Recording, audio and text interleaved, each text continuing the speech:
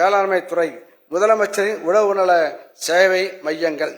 தமிழ்நாட்டில் ஆண்டுதோறும் 4000 வேளாண் பட்டதாரிகளும் 600க்கு மேற்பட்ட வேளாண் பட்டயதாரர்களும் வேளாண் கல்வியை நிறைவு செய்கின்றனர்.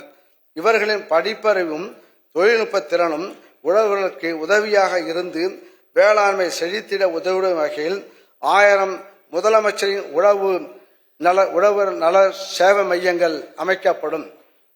எப்படி மக்கள் முதல்வர் மருந்தகமோ அதே போல முதல்வர் மருந்தகமோ அதே போல இத்திட்டத்தில் ரூபாய் 10 லட்சம் முதல் ரூபாய் 20 லட்சம் மதிப்பிலான இம்மையங்கள் அமைத்திட 30% மானியமாக ரூபாய் 3 லட்சம் முதல் 6 லட்சம் வரை வழங்கப்படும். இதற்கென ரூபாய் 42 கோடி மாநில நிதி ஒதுக்கீடு செய்யப்படும்.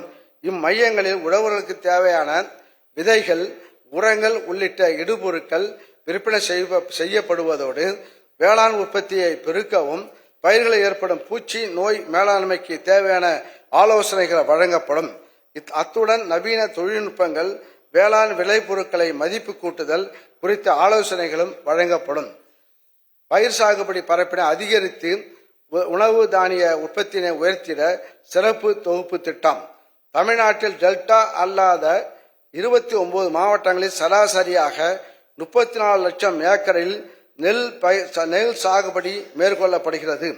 கார், குறுவை, சொர்ணாவாரி நில பருவங்களில் நெல் சாகுபடி பரப்பினை அதிகரித்து உணவு தானிய உற்பத்தியினை உயர்த்திட டெல்டா அல்லாத மாவட்டங்களில் சிறப்பு தொகுப்பு உழவர்களுக்கு வழங்கப்படும். நெல் இயந்திர நடவு மானியம், தரமான சான்று பெற்ற விதைகள் உள்ளிட்டவற்றுக்கு ரூபாய் 102 கோடி நிதி ஒதுக்கீடு செய்யப்படும். இதேபோல் டெல்டா மாவட்டங்களில் சராசரியாக 18 லட்சம் ஏக்கரில் நெல் சாகுபடி மேற்கொள்ளப்படுகிறது.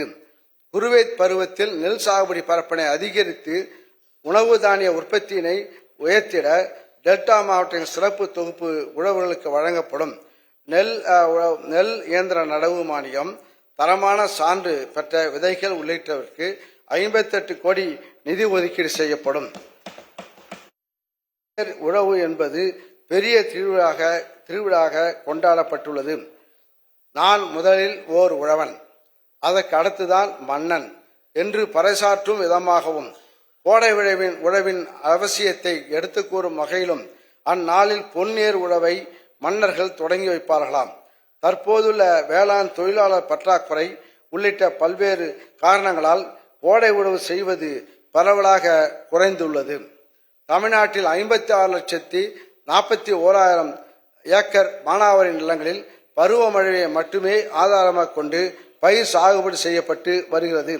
எனவே 2025-26 ஆண்டில் 3 லட்சம் ஏக்கர் பரப்பளவில் கோடை உழவு செய்திட ஹெக்டருக்கு 2000 வீதம் மானியம் வழங்கிட ரூபாய் 24 கோடி மாநில நிதி ஒதுக்கீடு செய்யப்படும். மலைவாழ் உழவர் முன்னேற்ற திட்டம். தமிழ்நாட்டில் மலையும் மலை சார்ந்த குறிஞ்சி நிலத்திலும் காடும் காடு சார்ந்த முல்லை நிலத்திலும் மக்கள் எவ்வாறு வேளாண்மை செய்தார்கள் என்று சங்க இலக்கியங்கள் காட்டுகின்றன.